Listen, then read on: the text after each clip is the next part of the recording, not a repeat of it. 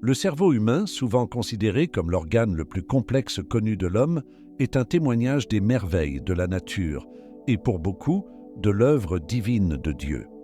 Ce réseau complexe de neurones et de synapses n'est pas seulement un processeur passif, c'est une entité dynamique et évolutive qui continue de s'adapter tout au long de notre vie.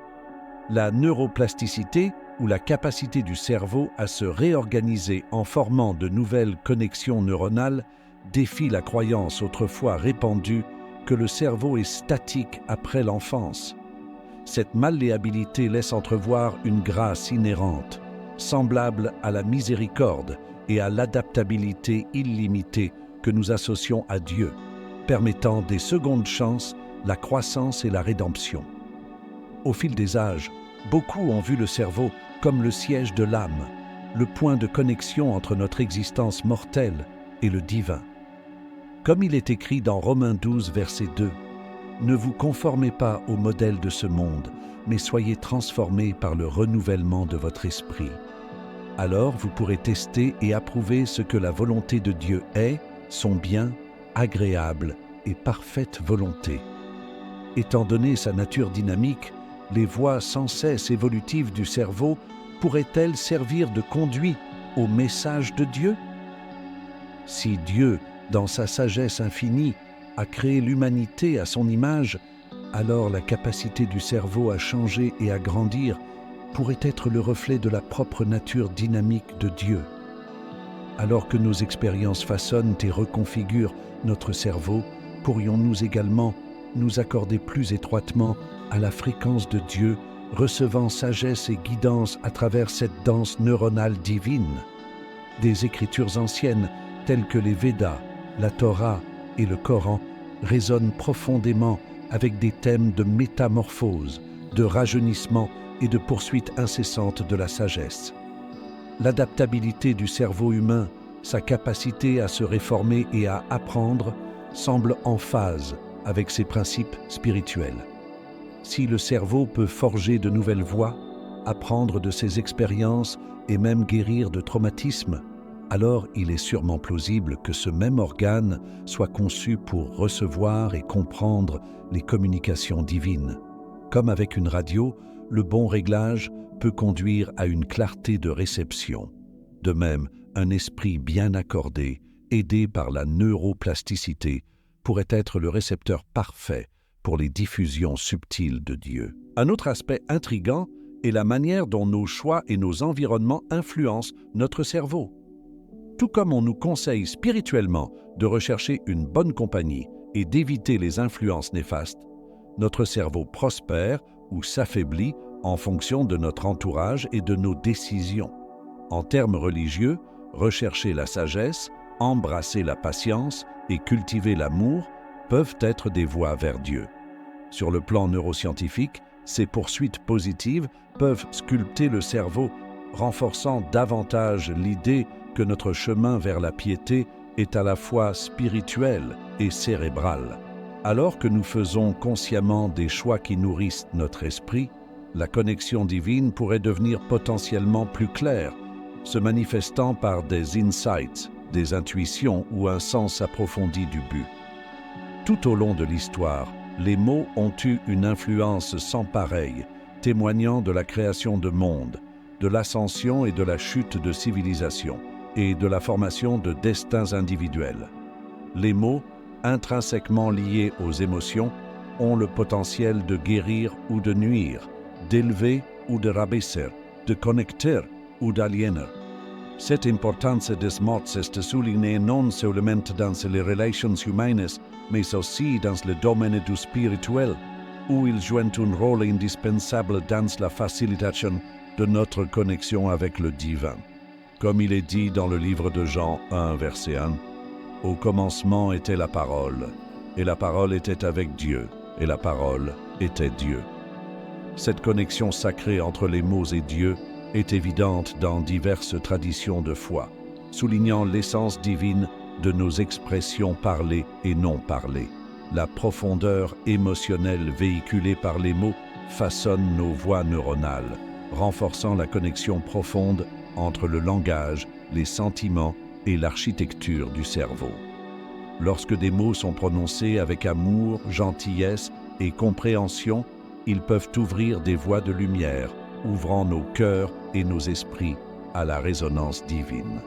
Au contraire, des mots teintés de malice ou de mépris pourraient obscurcir notre perception et entraver notre croissance spirituelle. Par conséquent, les choix que nous faisons dans notre langage, tant envers les autres qu'envers nous-mêmes, jouent un rôle crucial dans la détermination de la clarté de notre réception divine.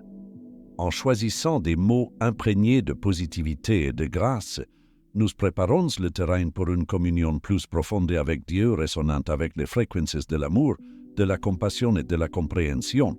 Cependant, cette connexion s'étend au-delà des expressions verbales.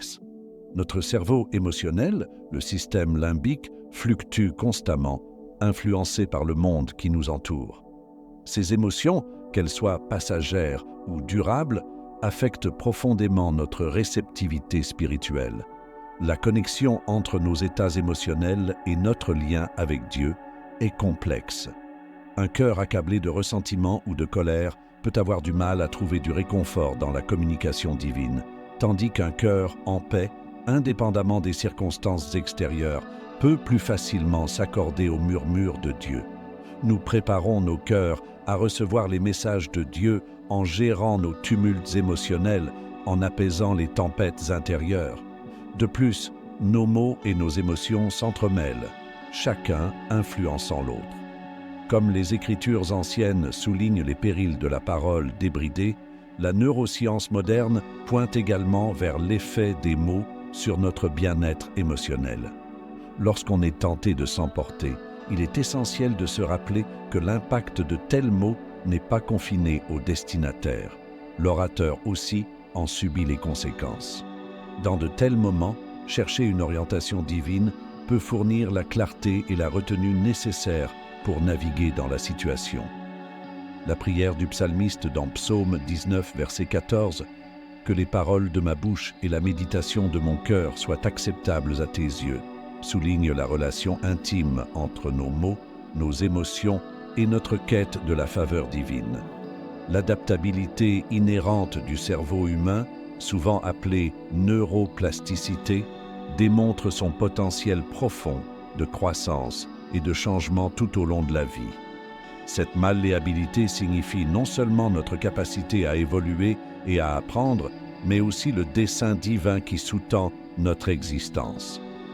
Au carrefour de la foi et des neurosciences, on peut discerner un plan divin guidant notre voyage vers la réalisation spirituelle, la croissance cognitive et, en fin de compte, une relation plus étroite avec Dieu. Au centre de ce voyage se trouve la loi de cause à effet, un principe qui transcende le domaine physique et résonne à travers nos expériences spirituelles. Cette loi intemporelle, profondément ancrée dans divers enseignements religieux, implique que chaque action, pensée ou émotion produit invariablement une réaction conséquente. Sur le plan neurologique, nos actions, pensées et sentiments façonnent les voies neuronales, réaffirmant des schémas ou en introduisant de nouveaux. Spirituellement, cette loi sert de rappel de la responsabilité divine ancrée dans notre existence. En semant des graines de bonté, de compassion et d'amour, nous nourrissons non seulement nos âmes, mais invitons également les bénédictions et la guidance de Dieu dans nos vies. La loi d'adaptation souligne davantage l'incroyable capacité du cerveau à changer en réponse à l'expérience. Deux proverbes anciens capturent élégamment cette essence. « Celui qui marche avec les sages devient sage, et ne te lie pas d'amitié avec une personne colérique, n'associe pas avec quelqu'un qui s'emporte facilement. » Ces proverbes reflètent la vérité neurologique que l'exposition constante à des stimuli ou environnements particuliers peut remodeler notre cerveau, influençant nos perceptions, émotions et comportements.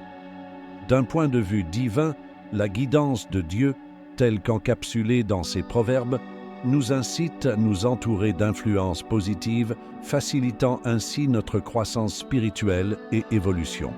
Étroitement liée est la loi du choix, affirmant notre pouvoir inné de diriger notre destin. Chaque décision, consciente ou inconsciente, façonnent nos voies neuronales et, par conséquent, nos trajectoires de vie. Cependant, la dimension spirituelle de cette loi est profonde. Dieu nous accorde le libre arbitre, nous donne donc le pouvoir de faire des choix qui nous alignent soit avec le dessein divin, soit nous en écartent. Avec chaque choix, il y a une opportunité de se rapprocher de Dieu, en embrassant des chemins qui résonnent avec ses enseignements, ou de s'égarer, souvent attirés par des plaisirs éphémères. Reconnaître ce don divin du choix et l'exercer judicieusement permet une existence plus riche et spirituellement épanouissante. La capacité du cerveau humain à grandir ne s'arrête pas aux voies. Elle englobe la croissance dendritique et même la genèse de nouvelles cellules cérébrales. Ces merveilles cérébrales parallélisent le voyage spirituel, où l'apprentissage constant et l'amélioration de soi renforcent notre compréhension de Dieu. La poursuite de la connaissance, qu'elle soit scripturaire ou académique, sert de témoignage à notre désir d'explorer les mystères divins qui enveloppent notre existence.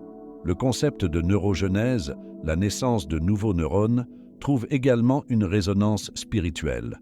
Tout comme le cerveau détient le potentiel de rajeunissement et de croissance, l'âme aussi peut subir un renouvellement. La miséricorde et le pardon de Dieu offrent une chance de rédemption, nous permettant de nous délester des fardeaux passés et de repartir à neuf. Cette grâce divine, couplée à notre capacité cérébrale inhérente à nous adapter, souligne les possibilités infinies de croissance personnelle et spirituelle. Pourtant, cette croissance n'est pas dépourvue de défis. Le cerveau et l'âme, tous deux susceptibles aux influences externes, nécessitent un effort conscient pour naviguer parmi les distractions et les tentations. Ici, la loi de diversion offre un aperçu. Elle postule que lorsque certaines aspirations semblent inaccessibles, le cerveau peut rediriger son focus vers d'autres entreprises. Spirituellement, cette loi sert de rappel que, même confronté à des portes fermées, Dieu ouvre souvent des fenêtres d'opportunité. Lorsqu'un chemin semble obstrué, la guidance divine peut éclairer des routes alternatives, chacune offrant des leçons uniques et des perspectives de croissance. De plus, le concept de chakra dans le développement du cerveau, des expériences intenses qui stimulent la croissance, reflète les épreuves et tribulations qui raffinent nos âmes. Tout comme le jeûne, l'entraînement physique intense et les changements soudains de température peuvent choquer le cerveau pour induire une croissance, les défis de la vie, ordonnés ou permis par Dieu, peuvent être les crucettes qui raffinent notre fouille, notre résilience et notre caractère. L'entrelacement de ces lois cause et effet adaptation choice et diversion peint un tableau holistique de l'expérience humaine, à la fois neurologique et spirituelle. Le cerveau, avec ses voies intriquées et son adaptabilité stupéfiante, sert de témoignage à la conception magnifique de Dieu. Simultanément, les lois divines qui régissent notre existence offrent une feuille de route, nous guidant vers l'ascension spirituelle. Dans l'immense univers de l'esprit humain, la possibilité d'une communication divine est à la fois profonde et plausible. En comprenant les mécanismes du cerveau, son adaptabilité et le pouvoir des mots et des émotions, on pourrait trouver un chemin pour déchiffrer ces messages divins. Les complexités et merveilles du cerveau, entrelacées avec des perspectives spirituelles, peignent un tableau d'un univers où la science et la foi ne sont pas en opposition, mais dansent plutôt dans un ballet harmonieux, chacune enrichissant l'autre. Que ce soit à travers la sérendipité d'une compréhension nouvellement trouvée, un mot prononcé au bon moment, ou même le silence au milieu du chaos, peut-être que Dieu parle toujours. La clé réside dans le fait d'affiner nos esprits et nos âmes pour écouter.